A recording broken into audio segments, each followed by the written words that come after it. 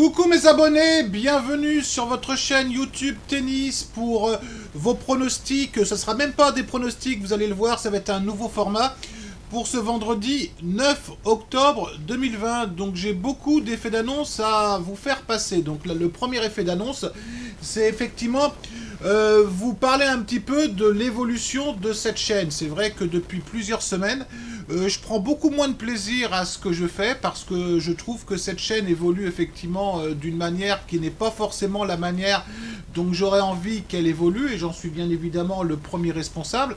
Et de ce fait, je pense que vous, les abonnés, pour qui j'ai beaucoup de respect, vous prenez effectivement moins de plaisir qu'on a pu prendre un moment. C'est-à-dire, il y a moins de vidéos, il y a moins de pronostics. Bon, ça, je vais essayer effectivement de trouver les solutions par rapport à ça. Alors vous savez, c'est un peu comme dans un couple, quand il y en a un qui s'emmerde, ou qui s'embête plus exactement, bah, il va voir ailleurs. Alors je parle pas en connaissance de cause, si vous voulez, mais il faut qu'on fasse évoluer les choses de manière différente. Donc ce qui va un petit peu changer, c'est que vous n'aurez plus de pronostics maintenant.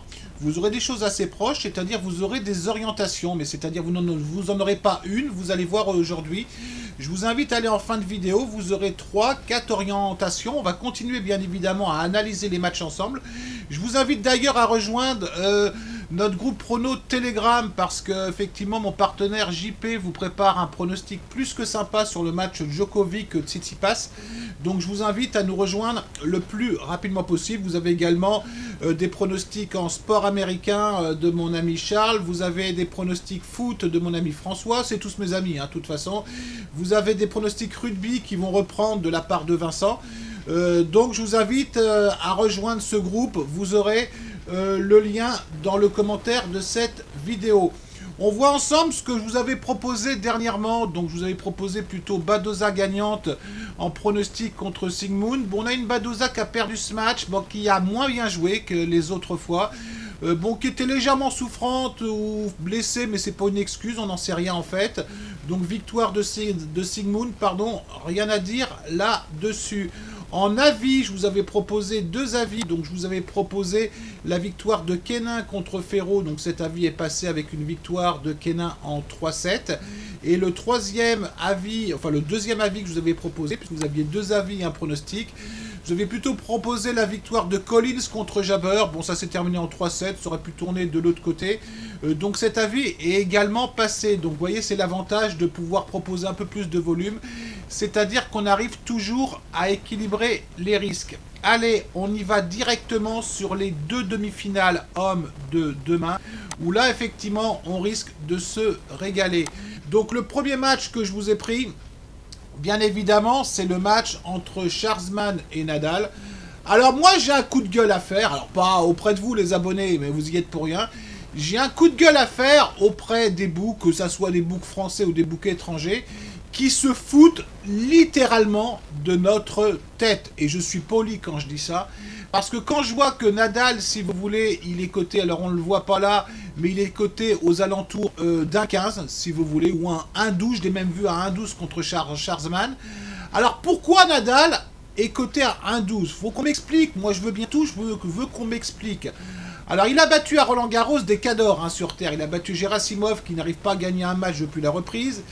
Il a battu Magdo, bon, qui revient et qui, au niveau pardon, de la terre battue, c'est pas du tout son truc. Il a battu Travaglia, qui est vieillissant et en règle générale, il passe pas deux tours dans un tournoi. Il a battu Corda, bon, qui est un bon joueur en devenir, je dirais, mais effectivement qui fait plutôt des challengers. Il a battu Sinner, où il aurait très bien pu être mené 2-7-0, si vous voulez, Nadal, puisque Sinner a servi pour le premier set, mené 3-1 lors du deuxième set. Donc il y a eu 2-7-0 Sinner, il n'y avait absolument rien à dire. Contre un Schwarzman bah, qui a fait son tournoi, hein, qui a battu Kesma, qui a battu Gustino, qui a battu Gombos, qui a battu Sonego. Bon, c'est pas une pelle le Sonego sur terre battue. Qui a fait un match exceptionnel, effectivement, contre Thiem.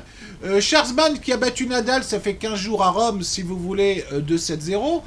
Et par rapport à ça, on nous dit, bah voilà, Schwarzman est à 7, et puis Nadal, effectivement, est à 12. Pourquoi? Parce que Schwarzman, il a fait 5-7 contre Thiem. Bon, je suis désolé, il a eu 2 jours de récupération. Le Schwarzman, je peux vous dire qu'il sera en pleine forme demain. Alors, bien sûr, si vous voulez les abonnés, que Nadal peut gagner ce match, mais Nadal ne vaut pas, si vous voulez, une cote de 1-11 à 1-12.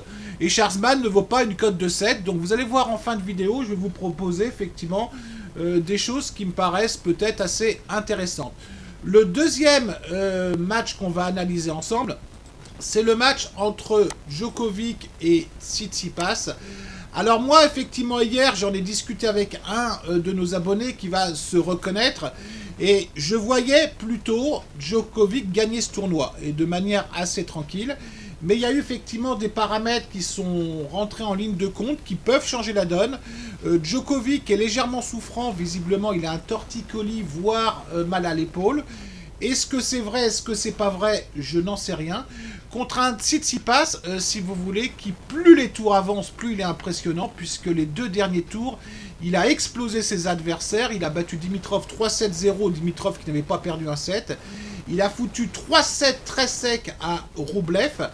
Alors, je vous dis pas dans cette vidéo que Tsitsipas va gagner ce match-là. Tout ce que je peux vous dire, c'est que demain, Djokovic va vraiment en chier pour moi.